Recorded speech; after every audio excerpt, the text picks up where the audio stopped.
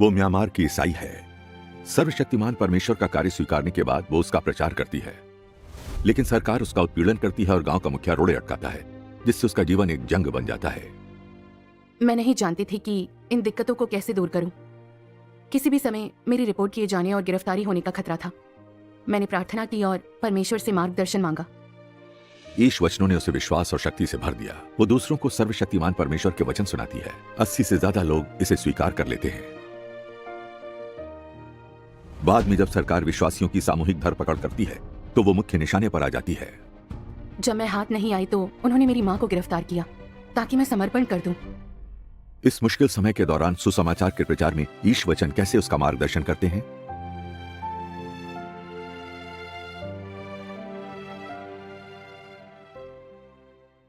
मैं म्यांमार से हूं। मैंने 2019 में सर्वशक्तिमान परमेश्वर का अंत के दिनों का कार्य स्वीकारा। परमेश्वर के वचनों से मैंने जाना कि इंसान को शैतान के प्रभाव से पूरी तरह बचाने और हमें एक सुंदर मंजिल पर पहुंचाने के लिए परमेश्वर अंत के दिनों में अपना न्याय कार्य करता है। परमेश्वर से उद्धार पाने के लिए मैं आभारी हूं। आपदाएं बढ़ती ही जा रही हैं।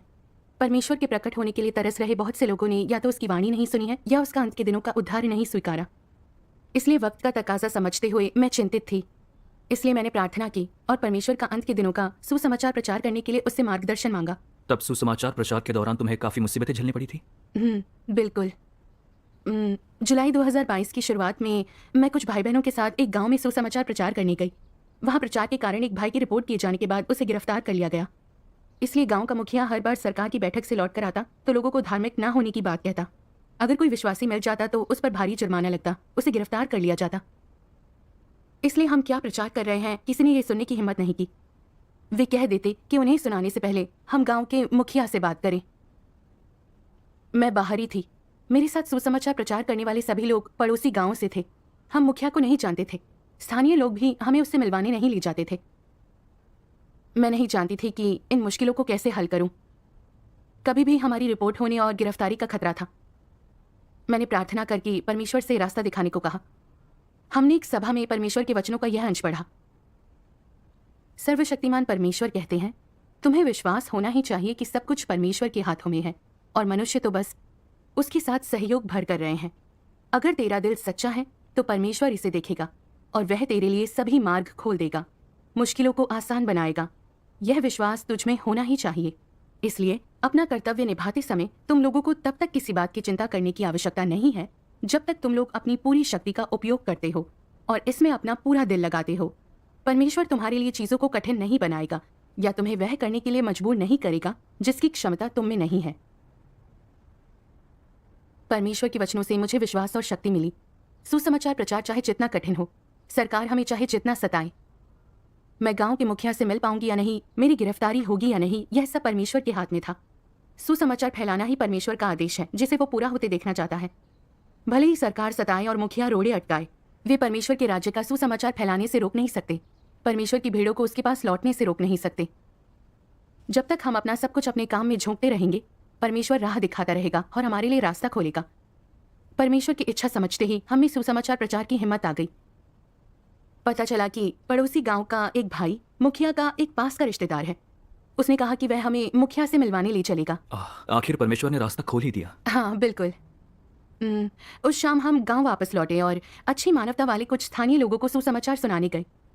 जब हम संगति कर रहे थे, गांव का उप मुखिया और खजांची अचानक वहां आ पहुंचे। फिर थोड़ी सी बात सुनकर लौट गए।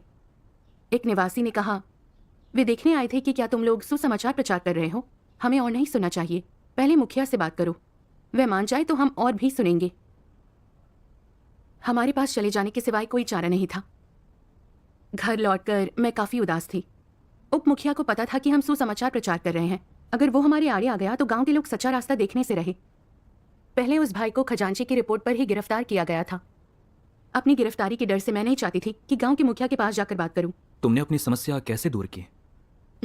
सुपरवाइजर ने मेरी दशा देखकर मेरे साथ संगति की। इस तरह की स्थिति आने पर हम पीछे नहीं हट सकते।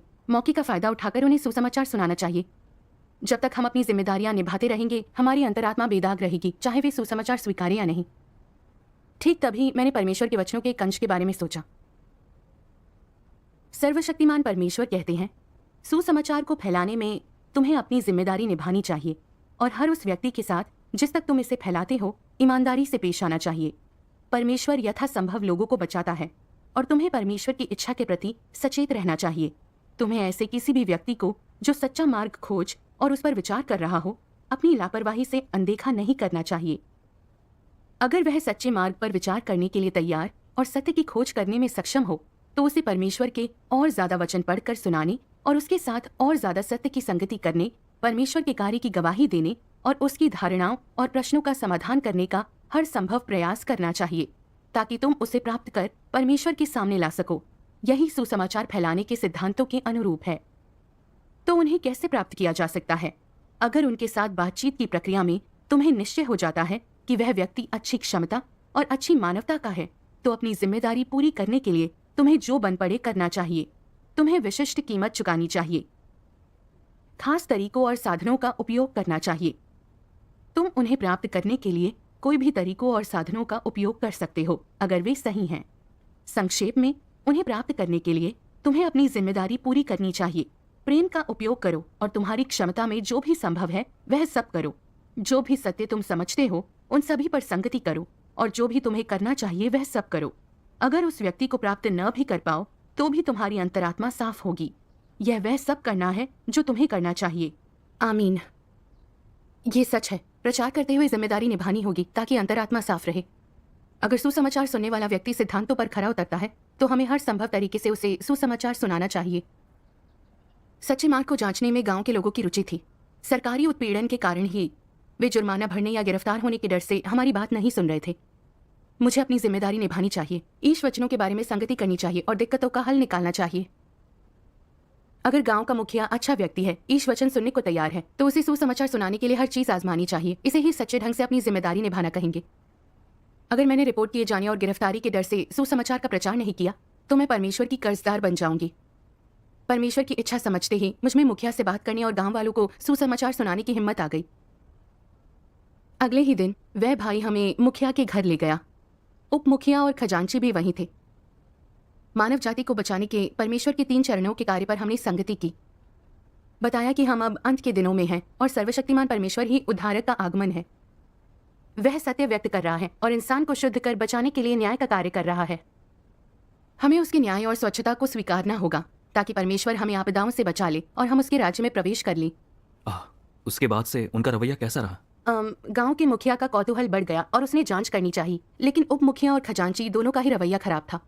उन्होंने कहा, हम सरकार की सुनते हैं, इसलिए हम विश्वास नहीं कर सकते, वरना हमें गिरफ्तार कर लिया जाएगा।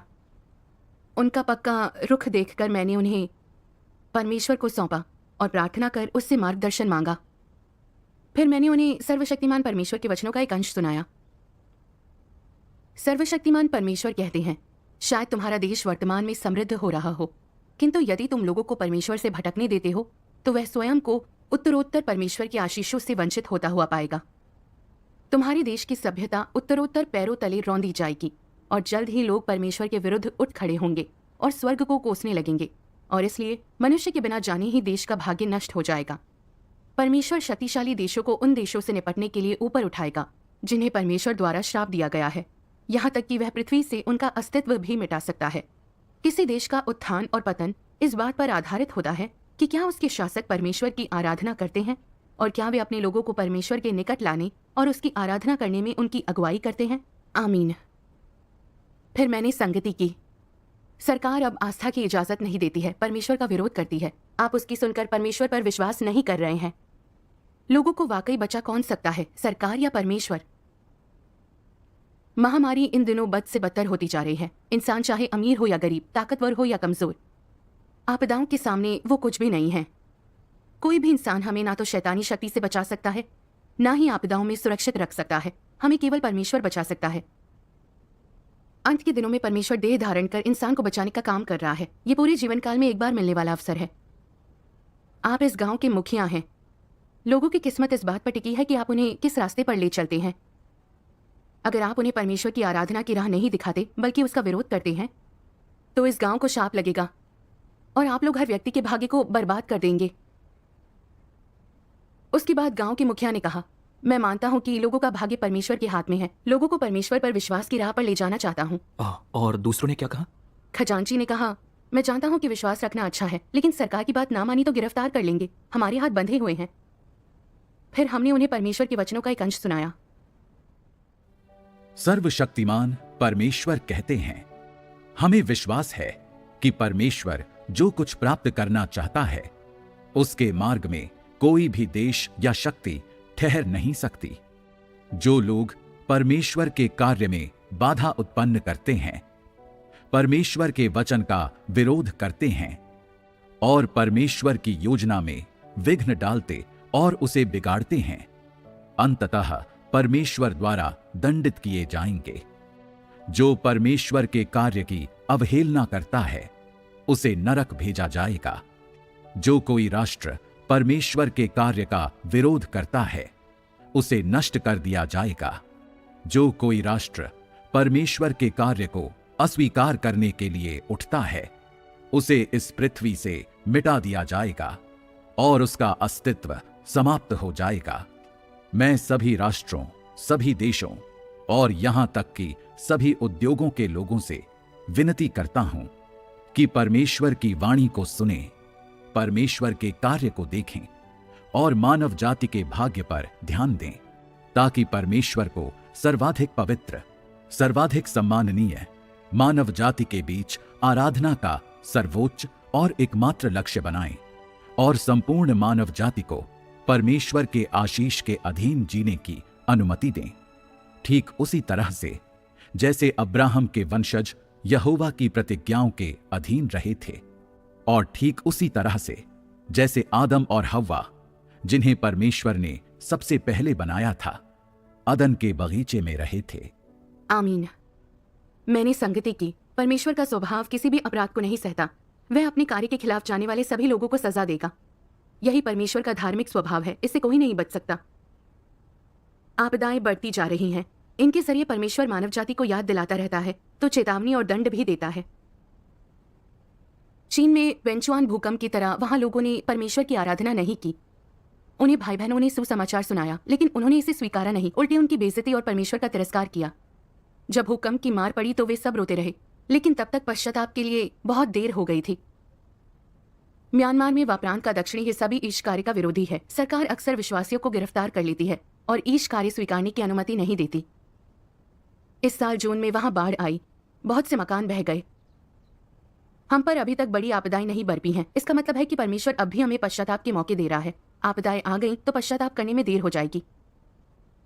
दूसरों को नाराज करने से कोई फर्क नहीं पड़ेगा, लेकिन परमेश्वर के विरोध के नतीजे गंभीर होंगे। हम सब ने पहले भी परमेश्वर विरोधी काम किए हैं, लेकिन अगर हम परमेश्वर के सामने पश्चाताप करेंगे और सच्चा मार्ग जांचने के लिए लोगों का मार्गदर्शन करते रहेंगे तो वह रहम दिखाकर हमें माफ करेगा। फिर मेरी संगति के बाद खजांची के तेवर कुछ ढीले पड़े। मुखिया और दूसरे सभी लोग मान गए और उन्होंने हमें गांव वालों को सुसमाचार सुनाने दिया। सर्वशक्तिमान परमेश्वर के वचनों ने उन्हें जीत लिया। बिल्कुल। अगली सुबह हमने गांव वालों को इकट्ठा कर उन्हें अंत के दिनों के परमेश्वर के कार्य की गवाही दी।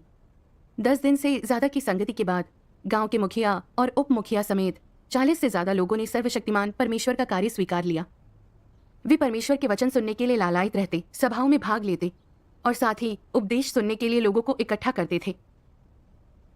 बाद में भाई बहनों की साझा कोशिशों और कड़ी मेहनत के कारण म्यांमार के गांव के कई लोगों ने सर्वशक्तिमान परमेश्वर का कार्य स्वीकार लिया। मैंने सुना कि उसके बाद पुलिस तुम्हें जगह जगह ढूंढती रही और तुम्हारी माँ को गिरफ्तार कर लिया गया। सही सुना। सुसमाचार प्रचार के कारण कई बार मेरी रिपोर्ट की गई थी। लोग जानते थे कि मैं सर्वशक्तिमान परमेश्वर पर विश्वास करती हूँ, इसलिए पुलिस मुझे हर जगह खोज रही थी। मैं घर पर नहीं थी तो वे मेरे माता पिता के घर गई और मेरी अविश्वासी माँ को गिरफ्तार कर लिया। यह सुनकर मुझे बहुत गुस्सा आया। मेरी आस्था सही थी और उचित भी। सुसमाचार प्रचार करना भी सही काम था।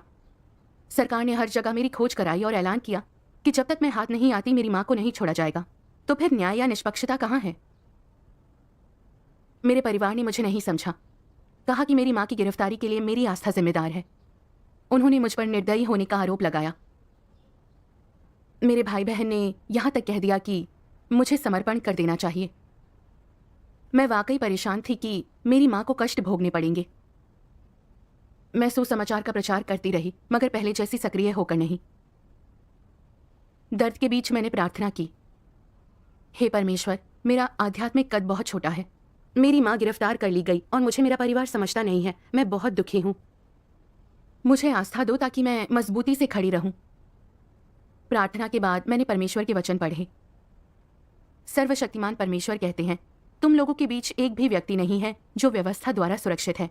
इसके बजाय तुम व्यवस्था द्वारा दंड के भागी ठहराए जाते हो। इससे भी अधिक समस्यात्मक ये है कि लोग तुम लोगों को समझते नहीं हैं, चाहे वे तुम्हारे रिश्तेदार हों, तुम्हारे माता पिता, तुम्हारे मित्र या तुम्हारे सहकर्मी हो। उनमें से कोई भी तुम लोगों को समझता नहीं है। जब परमेश्वर द्वारा तुम लोगों को त्याग दिया जाता है, तब तुम लोगों के लिए पृथ्वी पर और रह पाना असंभव हो जाता है। किंतु फिर भी लोग परमेश्वर से दूर होना सहन नहीं कर सकते हैं, जो परमेश्वर द्वारा लोगों पर विजय प्राप्त करने का महत्व है, और यही परमेश्वर की महिमा है। आमीन। परमेश्वर के वचनों ने मेरे दिल के तार झंझना दिए। सुसमाचार फैलाना और जीवन में सही रास्ता पकड़ना इस संसार की सबसे धार्मिक चीज है। लेकिन परमेश्वर विरोधी देशों में विश्वासियों को कानूनी सुरक्षा तो मिलती नहीं है, उल्टे उनकी निंदा और गिरफ्तारी की जाती है और उनके परिवार वालों को भी फंसाया जाता है। सरकार कहती है नशा तस्करों और हत्यारों को माफी दी जा सकती है, मगर विश्वासियों को कभी नहीं। यही नहीं, अगर कोई विश्वासी पकड़ लिया जाए तो उसे जुर्माना भरना या किसी अफसर की मजदूरी करनी पड़ती है। विश्वासियों से इंसानों की तरह व्यवहार नहीं किया जाता। ये ऐसा बुरा और दुष्ट देश है। ये दरअसल आज का परमेश्वर विरोधी सदोम है। आज परमेश्वर का अनुसरण करने का मतलब है सताया जाना। लेकिन मैं परमेश्वर की इच्छा समझती थी। परमेश्वर इन कठिनाइयों के जरिए मेरे विश्वास को पूर्ण कर रहा था। तो सरकार का परमेश्वर विरोधी दुष्ट सार समझने का विवेक भी दे रहा था, ताकि मैं शैतान को नकार कर छोड़ सकूं और परमेश्वर की ओर मुड़ सकूं। ईश इच्छा समझने के बाद मुझे उतना डर नहीं लगा कि मैं सुसमाचार साझा करने को तैयार हूं। परमेश्वर का धन्यवाद। हम देख सकते हैं कि परमेश्वर की बुद्धि शैतान की चालें देखकर अमल में लाई जाती है। शैतानी ताकतें हमें जितना अधिक सताएंगी, हमारा विश्वास उतना ही पूर्ण बन सकता है। जब सरकार ईसाइयों को गिरफ्तार कर इतना अधिक सता रही थी, तो क्या नए विश्वासी डरकर पीछे नहीं हटे? उन्हें डर लगा। मैंने नए विश्वासियों को इकट्ठा कर उनके साथ परमेश्वर के वचनों पर संगति की, ताकि वे परमेश्वर के कार्य को जानकर उसकी इच्छा समझ सकें। हमने परमेश्वर के वचनों का ये भजन साथ साथ सुना, समय जो गवा दिया कभी वापस ना आएगा। जागो भाइयों, जागो बहनों, मेरे दिन में देरी नहीं होगी। समय जीवन है और समय को थाम लेना जीवन बचाना है। वह समय बहुत दूर नहीं है। यदि तुम लोग महाविद्यालय की प्रवेश परीक्षा में उत्तीर्ण नहीं होते तो तुम पढ़ाई कर सकते हो और जितनी बार चाहो फिर से परीक्षा दे सकते हो। लेकिन मेरा दिन अब और देरी बर्दाश्त नहीं करेगा। याद रखो, मैं इन अच्छे वचनों के साथ तुमसे आग्रह करता हूँ। दुनिया का अंत खुद तुम्हारी आंखों के सामने प्रकट हो रहा है और बड़ी बड़ी आपदाएं तेजी से निकट आ रही हैं। क्या अधिक महत्वपूर्ण है, तुम लोगों का जीवन या तुम्हारा सोना, खाना पीना और पहनना ओढ़ना? समय आ गया है कि तुम इन चीजों पर विचार करो। भजन सुनने के बाद मैंने संगति की। कुछ लोग कहते हैं कि वे तब विश्वास करेंगे जब शैतान की ताकतें हार जाएंगी। तब तक मानव जाति को बचाने का ईश कार्य पूरा हो चुका होगा और हम उससे उद्धार पाने का मौका गवा चुके होंगे। अगर हमें सरकार रोक लेती है और उसके कहने पर हम आस्था रखने की हिम्मत नहीं कर पाते, तो क्या सरकार हमें बचा सकती है? बिल्कुल नहीं, सिर्फ परमेश्वर हमें बचा सकता है। अगर हम सरकार की सुने और परमेश्वर पर विश्वास न करें, तो अंत के दिनों में परमेश्वर का उद्धार खो बैठेंगे। जब परमेश्वर का कार्य खत्म होगा, सरकार के साथ हम भी नष्ट हो जाएंगे। हमने अपनी आस्था के कारण सरकारी उत्पीड़न और गिरफ्तारियां सही हैं, लेकिन इन कष्टों का मूल्य है। अगर हम परमेश्वर से उद्धार पाना चाहते हैं, तो इसके लिए हमें कीमत चुकानी होगी। परमेश्वर तो हर चीज पर राज करता है। हमारा गिरफ्तार होना या ना होना भी पूरी तरह उसके हाथ में है। अगर हम गिरफ्तार होते हैं तो यह परमेश्वर की अनुमति से होगा। हमें उसके प्रति समर्पित होकर अपना सबक सीखना होगा। फिर मैंने सर्वशक्तिमान परमेश्वर के और वचन पढ़े। सर्वशक्तिमान परमेश्वर कहते हैं, जिन लोगों का उल्लेख परमेश्वर विजेताओं के रूप में करता है, वे लोग वे होते हैं जो तब भी गवाह बनने और परमेश्वर के प्रति अपना विश्वास और भक्ति बनाए रखने में सक्षम होते हैं, जब वे शैतान के प्रभाव और उसकी घेरेबंदी में होते हैं, अर्थात जब वे स्वयं को अंधकार की शक्तियों के बीच पाते हैं। यदि तुम चाहे कुछ भी हो जाए, फिर भी परमेश्वर के समक्ष पवित्र दिल और उसके लिए अपना वास्तविक प्यार बनाए रखने में सक्षम रहते हो, तो तुम परमेश्वर के सामने गवाह बनते हो, और इसी को परमेश्वर विजेता होने के रूप में संदर्भित करता है। अब तुम्हें यह देखना चाहिए कि मनुष्य के उद्धार के समय परमेश्वर द्वारा शैतान को नष्ट न किए जाने का कारण यह है कि मनुष्य स्पष्ट रूप से देख सके कि शैतान ने उन्हें कैसे और किस हद तक भ्रष्ट किया है और परमेश्वर कैसे उन्हें शुद्ध करके बचाता है। अंततः जब लोग सत्य समझ लेंगे और शैतान का घिनौना चेहरा स्पष्ट रूप से देख लेंगे और शैतान द्वारा उन्हें भ्रष्ट किए जाने का राक्षसी पाप देख लेंगे, तो परमेश्वर उन्हें अपनी धार्मिकता दिखाते हुए शैतान को नष्ट कर देगा। आमीन। परमेश्वर के वचनों से सभी का हौसला बढ़ा होगा। बिल्कुल। मैंने संगति की। परमेश्वर सरकार को गिरफ्तारियां करने देता है। वह परखता है कि हम सचमुच परमेश्वर पर विश्वास करते हैं या नहीं। इस तरह के उत्पीड़न और कष्टों के बीच क्या हम अपनी आस्था कायम रख पाते हैं? परमेश्वर को धोखा देने के बजाय परमेश्वर का अनुसरण जारी रखते हुए सुसमाचार प्रचार करते रहते हैं, तो इसे गवाही देना कहते हैं। तब शैतान धूल चाटेगा। उस कष्ट का मूल्य है। परमेश्वर अभी शैतान को नष्ट क्यों नहीं करता? क्योंकि शैतान का इस्तेमाल करना विजेताओं के समूह को पूर्ण बनाने का तरीका है, जो हमें अच्छाई बुराई का भेद भी सिखाता है। हम समझ सकते हैं कि लोगों को बचाने के लिए परमेश्वर कैसे काम करता है और शैतान कैसे उन्हें भ्रष्ट और आहत करता है। जब परमेश्वर शैतान को नष्ट करेगा, हम देखेंगे कि परमेश्वर कितना धार्मिक है।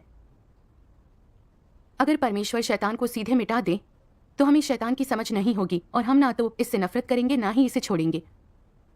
शैतान की परमेश्वर विरोधी हुकूमतों की तरह वे स्वांग रचने और धोखा देने में उस्ताद हैं। अगर वे कुछ अच्छे काम करती दिखती हैं, तो सिर्फ इसलिए ताकि लोग उनकी सराहना करें। सर्वशक्तिमान परमेश्वर प्रकट होकर मानव जाति को बचा रहा है। उसने उन हुकूमतों का परमेश्वर विरोधी सार उजागर कर दिया। वे सर्वशक्तिमान परमेश्वर को नकारती हैं, उसके विश्वासियों को गिरफ्तार कर जुर्माना लगाती हैं या सजा देकर जेल में बंद करती हैं। वे बिल्कुल दुष्ट शैतान की तरह हैं, जो लोगों से अपनी पूजा कराता है और उन्हें परमेश्वर पर विश्वास नहीं करने देता। आखिरकार वे नरक में जाएंगे और सजा भुगतेंगे। उत्पीड़न और मुसीबतों के बीच में सत्य के उस पहलू को भी समझना महत्वपूर्ण है। बिल्कुल है। संगति के बाद नए सदस्यों को अच्छे बुरे का भेद पता चला। उन सब ने सभा में सक्रिय होकर भाग लिया। मैं वाकई खुश थी। उसके बाद वे नए सदस्य अपने कुछ प्रियजनों को उपदेश सुनाने लाए। कुछ ही दिनों में उस गांव के 80 से अधिक लोगों ने सर्वशक्तिमान परमेश्वर का अंत के दिनों का कार्य स्वीकार लिया। परमेश्वर का धन्यवाद। बिल्कुल। मैंने देखा कि शैतान की चालबाजी भागकर ही परमेश्वर की बुद्धि ने काम किया। शैतानी सुसमाचार कार्य रोकने, हमें हताश और निराश करने के लिए सभी तरह की चालें चली, लेकिन परमेश्वर के वचनों ने हमें आस्था और शक्ति दी। सुसमाचार सुनाते हुए हमने ईश मार्गदर्शन और आशीष देखे। मैं वाकई परमेश्वर की आभारी थी। परमेश्वर जिस काम को पूरा करना चाहता है, उसे कोई नहीं रोक सकता। मेरी आस्था और बढ़ गई। जितनी कठिनाइयां सामने आएंगी, हमें परमेश्वर के उतने ही ज्यादा कर्म दिखाई देंगे। ये सब परमेश्वर के वचनों से हासिल हुआ। बिल्कुल। परमेश्वर का धन्यवाद।